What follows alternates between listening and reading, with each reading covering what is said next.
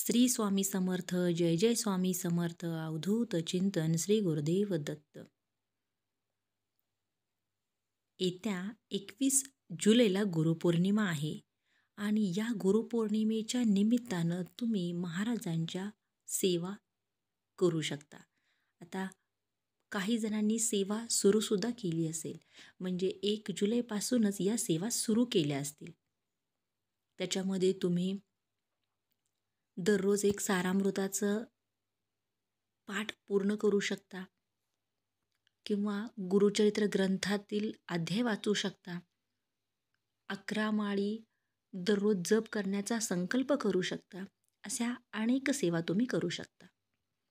आता जर गुरुचरित्र वाचायचं असेल तर गुरुचरित्रासाठी नियम हे कडक आहेत, म्हणजे तुम्हाला नियम पाळावे लागतात आणि ते नियम सगळ्यांनाच पाळणं शक्य आहे असं नाही.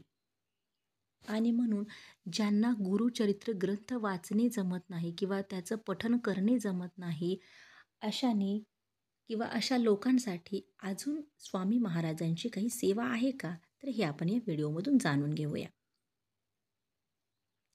आता दररोज गुरुचरित्र ग्रंथ वाचायचा असेल तर त्यासाठी तुम्हाला मांसाहार वर्ज्य करायला हवा, तुम्हाला ब्रह्मचर्य पाळायला हवं, परान्न वर्ज्य हवं आणि तुम्ही ज्या वेळेला वाचतात ती वेळ एक ठरवून घ्यायला हवी, असे नियम आहेत. मग काही वेळेला आपल्याला तितका वेळ बसणं शक्य होत नाही. आजच्या या धावपळीच्या जीवनामध्ये काही कामधंदा असल्यामुळे किंवा काही महिला नोकरवर्ग असल्यामुळे संपूर्ण गुरुचरित्राचं पठण करणं आपल्याला जमत नाही. तर गुरुपौर्णिमेपर्यंत गुरुचरित्रातला फक्त एक अध्याय वाचा. तुमच्या ज्या काही मनोकामना असतील त्या नक्की पूर्ण होतील. तुमची जी संकटे असतील, तुमच्या ज्या अडचणी असतील त्यातून सुद्धा मार्ग निघेल. तर तुम्हाला जर संकल्पयुक्त करायचं असेल तर तुम्ही संकल्प करून दररोज गुरुचरित्र या ग्रंथातील फक्त 9वा अध्याय वाचायचा आहे किंवा त्याचं पठण करायचं आहे. गुरुचरित्रातला हा अध्याय वाचल्यामुळे तुमच्या सर्व मनोकामना पूर्ण होतील, तुमच्या इच्छा पूर्ण होतील, तुम्हाला कोणतंही संकट येणार नाही. आणि गुरुचरित्र वाचल्यानंतर तुम्हाला जो काही अनुभव येईल तो अनुभव तुम्ही नक्की शेअर करा.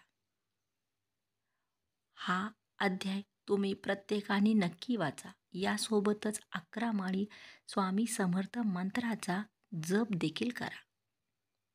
गुरुपौर्णिमेच्या निमित्तानं तुम्ही या सेवा नक्की करा, याचा अनुभव घ्या. स्वामींवर विश्वास ठेवा.